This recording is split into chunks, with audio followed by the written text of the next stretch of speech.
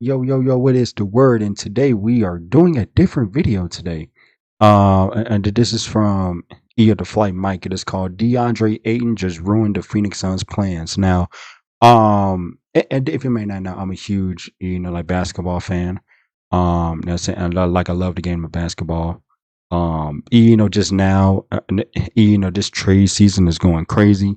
John Wall to the Clippers. Just now, DeAndre Ayton has signed in it was like $133 million deal and of with the Indiana Pacers. So though, let's see what the flight Mike is talking about. You know what I'm saying? Like how this is gonna impact the Suns moving forward.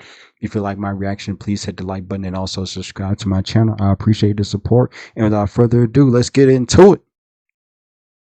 DeAndre Ayton, 4-year, $133 million maximum offer sheet with the Indiana Pacers. Phoenix now has 48 hours to match the largest offer sheet in NBA history. We got some absolutely huge news in regards to DeAndre Ayton and the Phoenix Suns and the Indiana Pacers. It's not as black and white as you think. DeAndre Ayton is not joining a new team, at least not yet. I'm going to walk you through every single possibility that could occur as a result of this brand new transaction that we just learned of. And before we get to the content, man, make sure you drop a like, subscribe, and turn on our notifications to help the channel grow. This is our second upload of today, so if you wanted an update on the fact that Donovan Mitchell is potentially going to get traded to the New York Knicks, make sure you check out our previous video and our documentary on Shaq's son Sharif. If you think I talk too much or you want shorter versions of this content, make sure you follow me on TikTok at The Flight Mike or my Instagram, same name, at The Flight Mike. Now that we get all that out of the way, cue the intro. Oh man, that Donovan Mitchell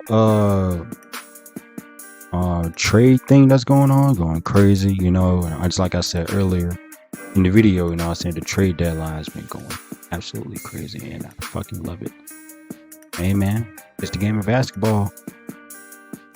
Mic check 1 2 1 2. What's going on, everybody? The Phoenix Suns have been in such a strange situation over the past few years. I mean, this all technically started a year ago. You see, in the 2018 NBA draft, the Phoenix Suns had the privilege of having the #1 overall pick. Now, you have to understand, coming up to this point, the Phoenix Suns have been missing on a lot of their draft acquisitions, whether it was via draft day trade, which I'm going to consider that to be their draft pick, or however their means of acquiring talent. They've just been missing ever since the drafting of Devin Booker. So as a result, they were a little bit more risk averse. So if you go back to the 2016 NBA draft, they went ahead and drafted Dragon Bender and Marquise Chris. Obviously, one of them was acquired via a trade. Both of those ended up being colossal busts. Then in 2017, they drafted Josh Jackson with a top 5 pick. And, well, that didn't work out either. Bear in mind that they drafted him over the likes of De'Aaron Fox, and they desperately needed a point guard at that point. So going into the 2018 NBA draft, I guess the best way you could say the scenario that the Phoenix Suns were in was, one, they were desperate, and two, they were incredibly risk averse. And you might not recall, but the 2018 NBA draft had a lot of risks in the top 5. I mean, you had Trae Young, who was kind of slowing down at the latter part of his college career, and many people were questioning whether or not he would be able to develop into the next Stephen Curry. Of course, you had Luka Doncic, which I'm assuming in the Phoenix Suns' heads, which I understand this could be a little ignorant, but the Phoenix Suns thought, well, we just took a risk on a foreign player recently. If we whiff on another foreign player again, then we'll never forgive ourselves. We've already gone through this before. We're not taking our chances on Luka, which again, if you looked into Luka's tape, you would have probably had a different conclusion back then, but that's besides the point. Then you have Marvin Bagley, who everyone was calling the next coming of Chris Bosh, and then you have DeAndre Ayton, who everyone was at the time saying was the next coming of Karl Anthony Towns and the safest pick at the #1 overall spot. And that's not to say that the Phoenix Suns made a mistake drafting DeAndre Ayton with the #1 overall pick. You just have to understand that they were terrified of messing up yet another top 5 draft pick again. And to their credit, this draft was actually fairly remarkable for them. They got DeAndre Ayton. They were able to trade and get Mikal Bridges as well. Both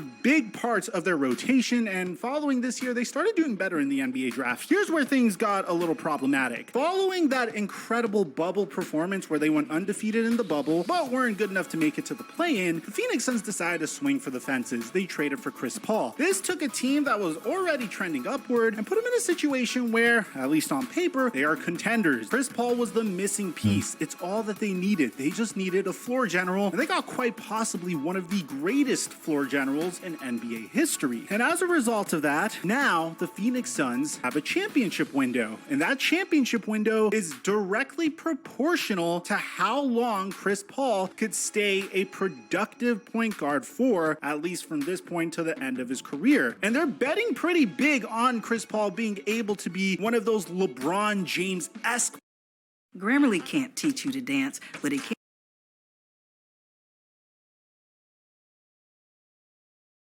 Where he's going to put the same exact production up as LeBron James, but will at the very minimum be able to continue this level of productivity until the age of 40. And they're paying him as such. A 4-year, $120 million contract extension at the age of 36, which means when it comes to DeAndre Ayton, their hands are a little tied. And the thing that's unfortunate for DeAndre Ayton is he's just playing in the wrong era. I mean, if this was the mid-2000s, man, back when teams were trying to build around a center and a guard or a power forward and a guard, then this would have been a perfect scenario for him. But unfortunately for him, the most recent NBA champions won an NBA championship without investing heavily in the center position, and that's just the fact. So I'm assuming what happened is the Phoenix Suns looked at their championship window, which, with all due respect, could close within the next 2 years or 3 years based upon Chris Paul's play. I mean, hell, it could even end after this year, and realize that bringing back DeAndre Ayton on this contract just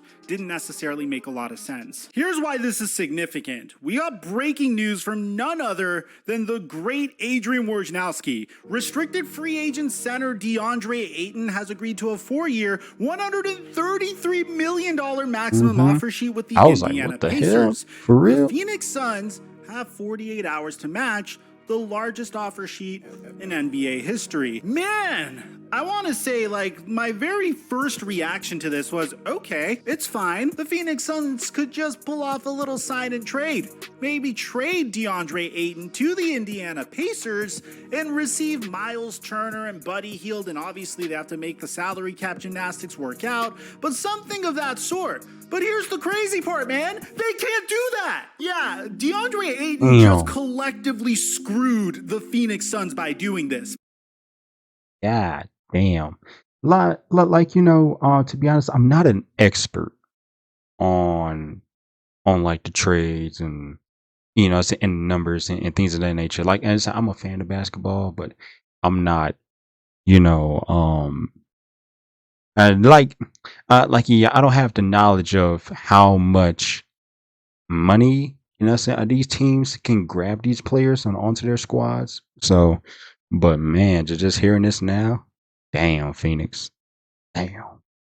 Because technically, after signing this, and shout out to Rob Perez at Worldwide Woe for explaining this, DeAndre Ayton's offer sheet doesn't officially process until midnight tonight, which means he has about 6 hours, maybe 5.5 hours, depending on when you're watching this video, until midnight Eastern time today to be traded to the Indiana Pacers. But dude, if you're the Indiana Pacers, why on earth would you do that? Because now you essentially have the Phoenix Suns in a situation where they could either decide to match DeAndre Ayton's salary and then go $15 million into the luxury tax, which, man, it'd be so nice to see Robert Sarver paying some luxury tax for once in his life, or they need to figure out a way to trade him to some other team within the next 7 hours. So this is going to cause a ton of urgency in the entire NBA. I mean, I don't necessarily know if the Phoenix Suns still are allowed to try to call up the Brooklyn Nets and trade DeAndre Ayton to the Brooklyn Nets. I'm unsure if that's legal at this point. But at this point, DeAndre Ayton just completely screwed the Phoenix Suns. I mean, maybe the Indiana Pacers are in a situation where they'd be interested in negotiating with the Suns at this point, but why would you do that if you know the Suns are reluctant to match the offer sheet that DeAndre DeAndre Ayton is given. So to summarize all this, Phoenix has until Saturday night, midnight, to match the largest offer sheet in NBA history. The contract is binding, and a sign and trade cannot be completed.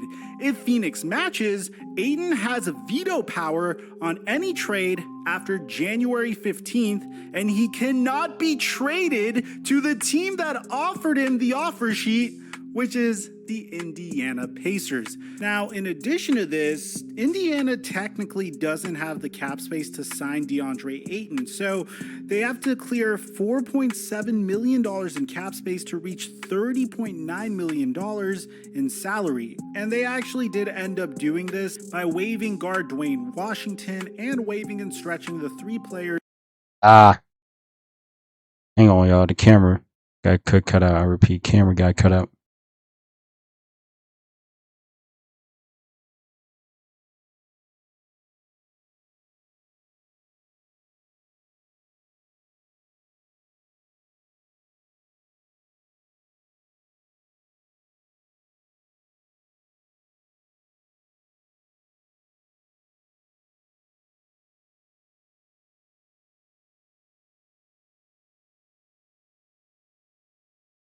He's back on. I repeat, camera is back on. Who arrived in the Boston. Let's see if I'm still recording. Okay. Trade for Malcolm Brogdon, Malik Fitz, Juwan Morgan, and Nick Stauskas. That'll create the cap space to sign DeAndre Ayton to the max offer sheet. Now, so far, the Phoenix Suns haven't shown an interest in negotiating a sign and trade on Ayton with the Pacers, but the expectation remains that the Phoenix Suns will match the record $133 million offer sheet once it's signed, sources tell ESPN. Now, the Suns could trade Ayton as soon as January 15th once the sheet is matched. If the Suns match, however, once again, DeAndre Ayton has veto power in any trade for a full year. So here's how I'm grading this, man. For the Indiana Pacers, I give them an A+. I mean, honestly, if there was any opportunity to acquire a young center that you could potentially develop a former #1 overall pick, this is probably the best means of doing so. So you shot your shot. I don't necessarily think that the Phoenix Suns are going to let him go, but they are the Phoenix Suns, so with them, nothing really surprises me at this point. If you get DeAndre Ayton, then you also have Miles Turner and Buddy Hield you could still trade to other teams. And I honestly think the Indiana Pacers are just doing wonderfully in their rebuild so far. Every single step of the way they went about it by saying that every single player is on the trade block, the assets they were able to get in return for some of those players, like they got Tyrese Halliburton back for Domantas Sabonis. That's a player that you could rebuild around and at least have your fans excited about as you're rebuilding. So even though it might be a long shot that they get DeAndre Ayton, I still think this was a great move for them. For DeAndre Ayton, man, I tweeted this out. This man is a master businessman.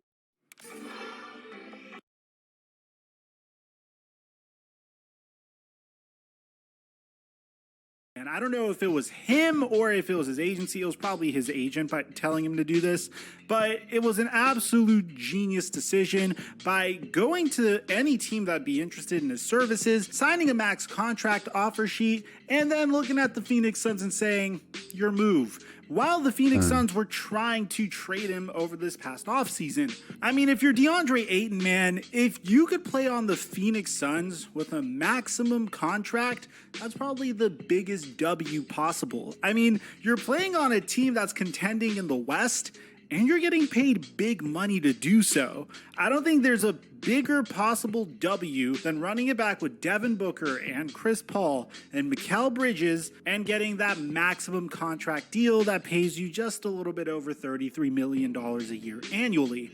For the Phoenix Suns, man, it's really hard to grade them, mainly because I don't necessarily know how hard they tried to trade DeAndre Ayton. I don't necessarily know if this was all a plan of theirs to initially say last offseason that they were interested in moving on from DeAndre Ayton, that they didn't want to sign him to a maximum contract, and then just seeing what the market for DeAndre Ayton was before not really being able to trade him. If the Phoenix Suns do match the contract, which is what we're expected to do, then I still will have to give them like anywhere from a C- to a D+, because you don't say that you are not intending on signing one of your top players and then wait an entire season and still not trade him once he's eligible to hit restricted free agency. That's just stupid. But again, I don't necessarily know how hard the Phoenix Suns front office tried to trade DeAndre Ayton. I'm sure that there were multiple phone calls with the Brooklyn Nets front office to try to get Kevin Durant, but maybe the Brooklyn Nets were just not interested in any offer that had to do with DeAndre Ayton. But regardless, if it was your plan to move on from DeAndre Ayton and not sign him to a max contract, I feel like they should have been a little bit more aggressive in trying to trade him this offseason, and the fact that they weren't able to is why I give them such a low grade. Let me know in the comment section down below what you guys think about all of this, man. It's going to get really interesting. It looks like the Suns are going to Yeah, man. I mean, this is really, really, really interesting. Just like, and the flight Mike said, homeboy said that, you know, Aiden, is a good, businessman. You know what I'm saying? Right now, he just said, the Ari Phoenix, your move, because, um, and the Phoenix owner, he is notoriously known about not paying either the luxury tax. So he has a very important decision to make. Either to not pay of what Aiden is truly worth, because Aiden is a pretty big piece, just for the Suns, um, or he can just let him walk. Probably pretty dumb. But what I'm saying, in my first reaction to Aiden on signing under contract with the Pacers, I was like, wow, good. He made he made a decision just for himself, and Aiden just can't wait to see what happens. So, if you like this reaction, please hit the like button, and also subscribe to the channel. I really do appreciate the support. I love you guys. Peace.